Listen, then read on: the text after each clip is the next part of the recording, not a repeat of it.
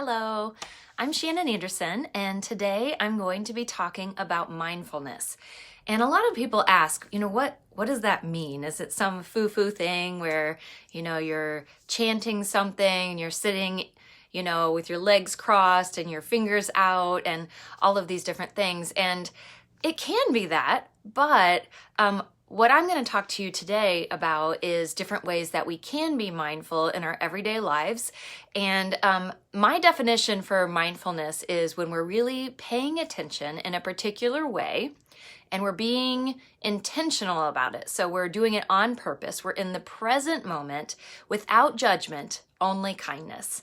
And so that's what I think mindfulness is. And we really need to focus on that present moment part, because it's not about thinking about things that have already happened that might be stressing us out. It's not about thinking about the future and things you're worried about. Maybe you have a hard test coming up, or maybe there's a struggle that you have been having with a friend. So those kinds of things. We don't want to think about the past or the future. We just want to concentrate on the present time right now. And that's where your focus is, and it's intentional. And so now that we know what mindfulness is, the next question, of course, is, well, why is it important? Why does it matter if we just stay in the present moment and we're not worrying about the past or the future? Well, there are lots of studies. As a matter of fact, there are like thousands of research studies now that prove that mindfulness can help us not only with being able to focus, but it can help us to have better self-awareness. It can help us to decrease our stress levels. It can help us to have better compassion for others because we're mindful and thinking about what people are feeling and how they're acting, and it helps us to react in more kind ways. It's shown to help us with better sleep, and it definitely helps us to have better resilience because we're not in a reactive mode all the time. Instead, we're pausing and we're thinking about things and we're taking in things as they happen. And so I don't know if you've ever noticed. So one of the things I told you that is important is that it increases our focus. I don't know about you, but I get some of my best ideas when I'm in the shower or when I'm out running or taking a walk. And part of that is because we are just kind of in the present moment when we're doing those things. We're thinking about the water rushing over us, and there isn't much else going on except you're enjoying that moment of warmth. Or when you're out running or walking, you're just kind of taking in the sights and experiencing them. And I think that opens up our mind. And that's why we get some of our best ideas during these practices, because our mind is open, and it is open to new things and taking in the experiences you have at the present moment, but also what are you interested in doing or accomplishing that day? And sometimes it brings out the best in us. Now that we know what it is and why it's important, you might wonder, well, how do I do it? So there are lots of different ways that you can do it. And actually, you probably do it several times during the day without even knowing that you're being mindful. But I'm going to actually guide you through a little mindfulness activity, so kind of a little meditation. And so if you're watching and you would like to participate, it's up to you if you want to close your eyes or not. I find that it is helpful. I'm going to keep mine open because I'm going to be guiding you through this. But if you want to get in a place where you are in a comfortable position, whether it's on a chair or whether it's on the floor, sitting somewhere where it's comfortable for you for a few minutes. And then when you're ready, you can close your eyes. And then I want you to think about bringing your shoulders up kind of to your ears slowly and back, and then dropping them very slowly into a relaxed position. Notice where your feet are. Do you have them crossed in front of you? Are they out straight in front of you? Are they touching the carpet? What does that feel like? Notice what your hands are feeling. Are they in your lap? Are they touching the floor? Take a big breath in slowly and notice how that air feels in your nose as you're breathing in. And then breathe out through your mouth And we're going to keep doing this. And as you breathe, I want you to notice the air.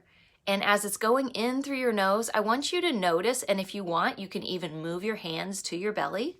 Notice how that air is filling up your belly. And as you breathe out, notice that your belly changes and the movement that you feel as the air leaves your belly. And then I want you to take a few more slow breaths like that and just think about your belly and the breathing that's happening and your belly moving up and down as you do that.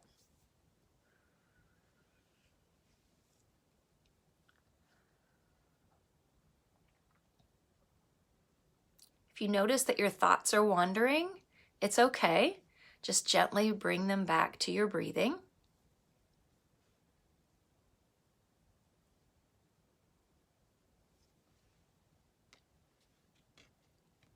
Slowly bring your arms around yourself like you're giving yourself a hug, and notice how that feels. Make it a little bit tighter squeeze. Notice how your fingers feel on your arms, and then slowly release it so you're still holding your arms but just very loosely. How do your fingers feel on your arms? Keep breathing slowly.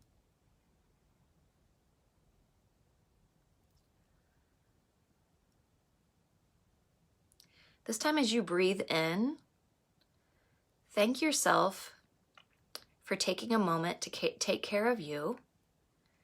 Breathe out slowly, and as you do that, bring your arms back to your lap or on the floor beside you. Breathe in and out. And this time when you breathe in, I want you to slowly open your eyes, and as you breathe out, form a smile on your face. Now, this is just a little thing that I just made up from all different types of meditations that I've listened to before. I chose the things that I liked the best, and you can make up your own. And there are so many guided meditation apps. You can go on all different kinds of podcasts and things that have little 2 to 5 to 20-minute meditations that might have sound associated with it and someone guiding you through what to do and what to be thinking about, what to be mindful of, what to be processing as you're breathing, what sensations are around you. So that's what it's about. Now, some other ways that you can experience mindfulness and you can be in the moment. One is, this is actually my daughter's. She put a lot of green food coloring in here, so it's harder to see the glitter, but you can make a glitter jar and just be mindful for a moment, watching the glitter. And she put some beads in here so you can see how the beads tumble, and you can watch the glitter scatter as it falls. And you can do it as slowly or as quickly as you want. You can see the whoosh of the water. And as you're doing that, just think about the water and the beads and the glitter and nothing else, because that's the whole point, is you're trying to be mindful in the moment of none of your problems, nothing that's happened in the past that bothers you, nothing that you're worried about for the future. It's just very calming. Now, there are other things that you can do. Take a warm bath. Take a bubble bath and notice the bubbles around you. I noticed yesterday, I took a mindful moment, and there's this beautiful tree in my backyard that is just on fire with red and orange leaves. And it's that time of year where they're starting to release. And I just took a moment to watch, because every second or two, 3 or 4 leaves would slowly spiral and fly to the ground. And it was just so calming to watch that and to see this beautiful display of reds and orange slowly flowing to the ground and then, resting on the ground. And just watching that for a while was just really wonderful. Some other things you can do, I called your attention to your belly when you were breathing. You can do something where you're laying flat on the ground, and sometimes I like to do it better lying on the ground. It's more restful.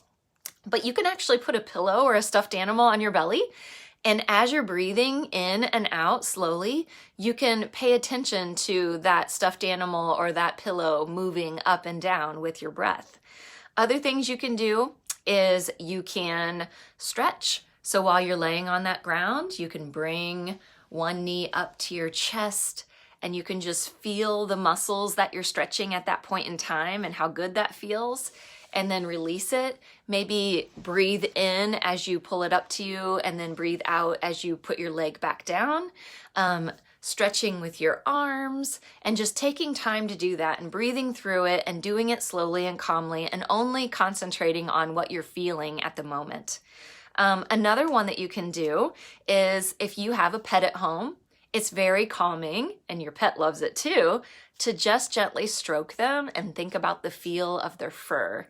Or if it's a cat, you can take in the sound of their purring and you can feel the softness of their fur as you pet them.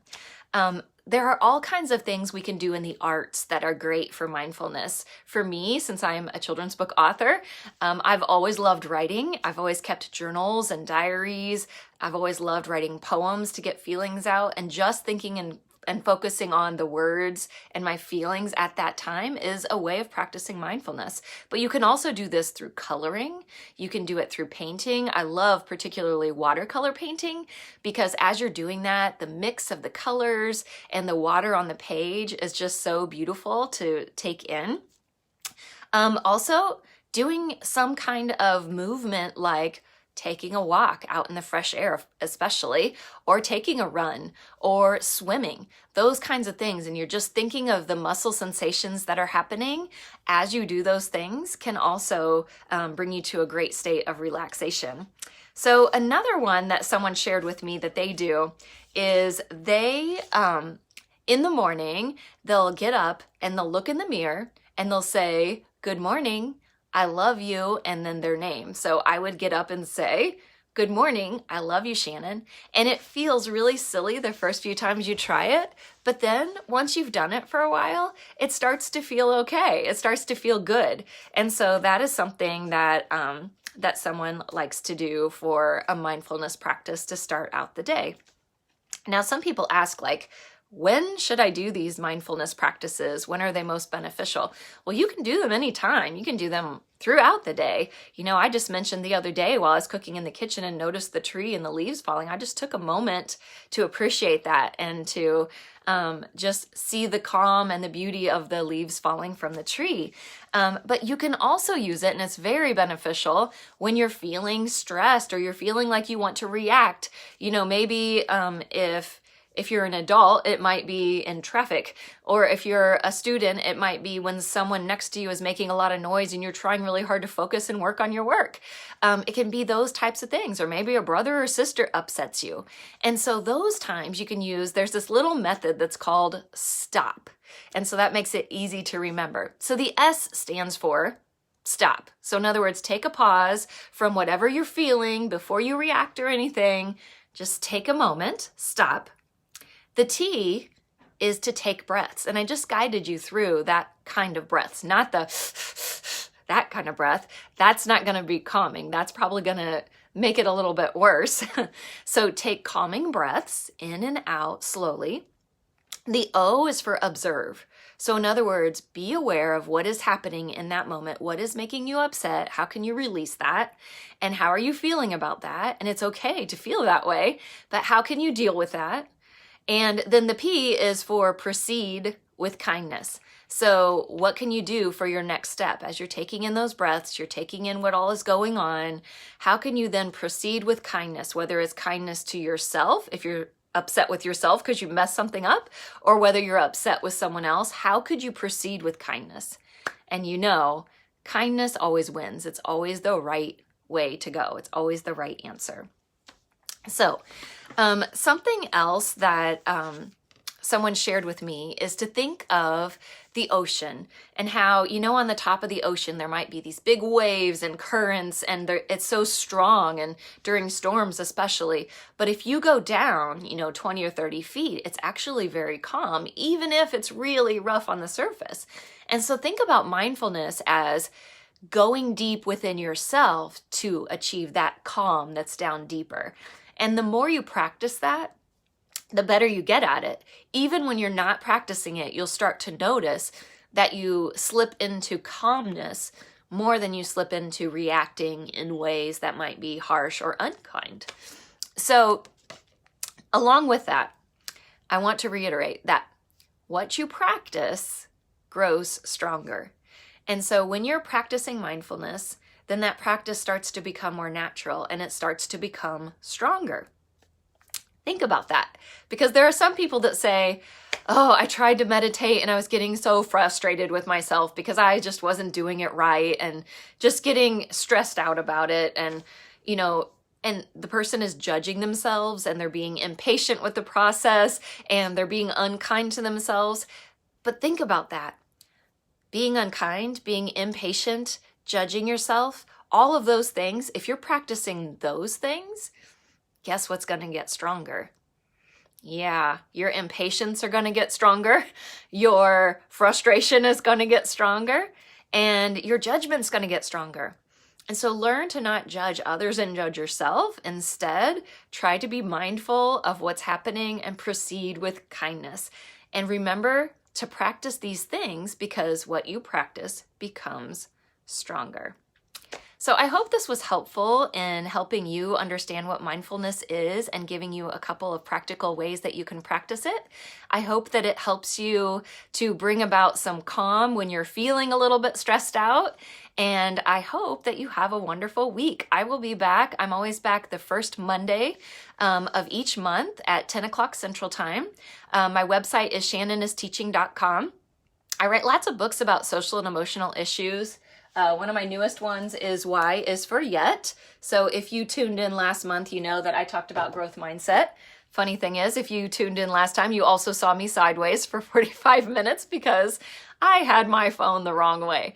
But anyway, I love talking about social and emotional topics and writing about them and speaking about them. So that's what I will be bringing to the table every Monday, first Monday of the month. So have a wonderful month, have a wonderful week, and I hope to connect with you next time.